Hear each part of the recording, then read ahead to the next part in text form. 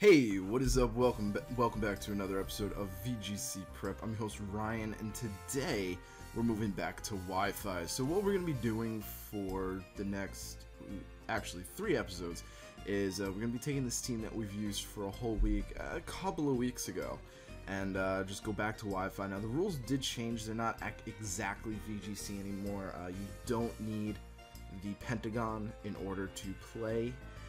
So there's potential for a bunch of moves that we're not exactly prepared for. I don't know what people can get outside of Pentagon rules. The only thing I'm really looking at is maybe like Mud Slap Mega Kangaskhan, which actually doesn't sound scary, but that's a 2-stage evasion drop in one hit. So that could be kind of annoying, but either way, it shouldn't be too bad. It really shouldn't be, because I mean, most things have good movesets without transfer moves, so it's really not going to be changing much. I don't think anything really gets anything that's super broken, so let's hope. We're going to be starting at 1500 just right off the bat, so there's that. So this is a very interesting team. It's a mono-normal team. We've got a Braviary, a Pyroar, Kecleon, Heliolisk, Castform, and Raticate. So Castform instantly is just kind of the odd man out, considering there is really no weather on this team. Now, if he really wanted to, he could be running Sunny Day, since that does work really well with Pyroar and Heliolisk. So there's a possibility for this to be a Sun team, which really won't be too bad for us. But yeah, let's think about this. Obviously, Heracross is going to be the biggest problem for his team. He's got nothing to stop Heracross. I do believe I have Rock Blast. Is that true? I have Protect, Close Combat, Pin Missile, and Rock Blast. So I'm going to start off with him. I don't think any of those get Intimidate. I don't think anything gets Intimidate, so that should be pretty solid for us. Let's bring in Mr. Mime, because he doesn't seem to have anything that can... Actually... No, Porygon 2. Porygon 2 will be able to get Trick Room up very easily. I'm going to bring Rotom, just in case he does want to bring that Sun aspect. And I'm thinking... Melodic. Melodic might be pretty solid. So Heracross is... He's going to start off with the Braviary, expecting the Heracross, if he or she is keen on the Heracross weakness. Losing Togekiss for the mono-normal type teams was a huge hindrance, because Togekiss was really the only thing there that was good at stopping fighting types. I know back in 4th gen when I ran a mono-normal team, I had literally no way of stopping Heracross outside of Togekiss. Togekiss was the only way you can stop Heracross. So that's very interesting that it's kind of bad now that you can't do that. So I'm going to Mega Evolve. I'm going to Protect, because he's going to Brave Bird me or Fly, or if he flies, it's actually kind of bad. Well, if he flies, we'll just switch out into something else.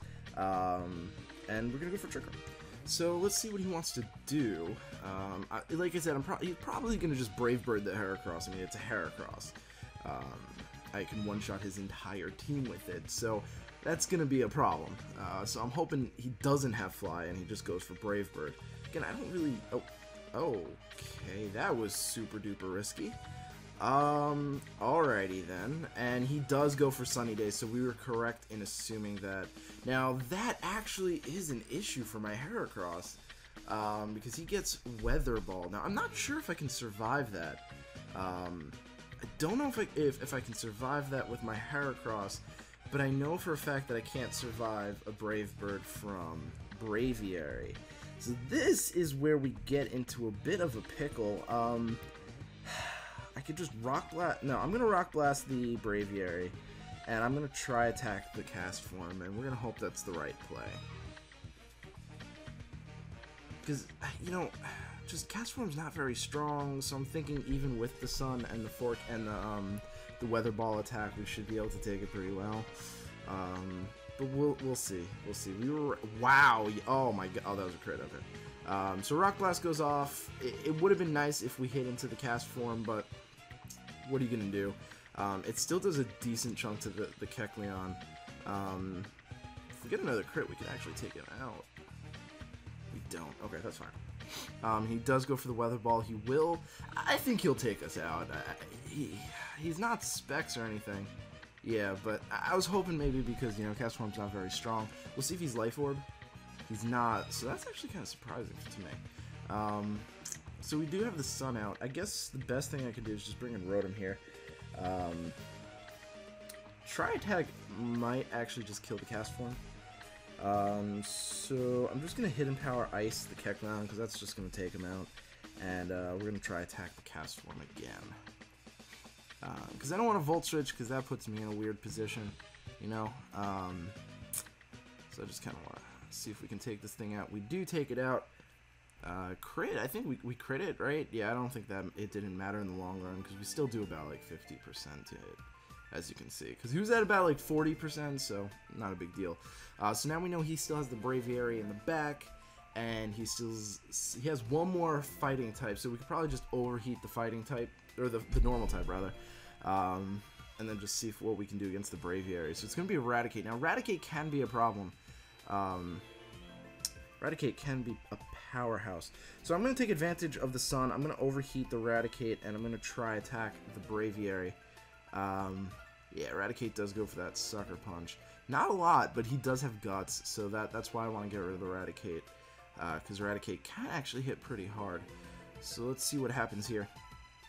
If anything, he's probably going to just double edge into me next turn with, or actually this turn maybe, with the Braviary.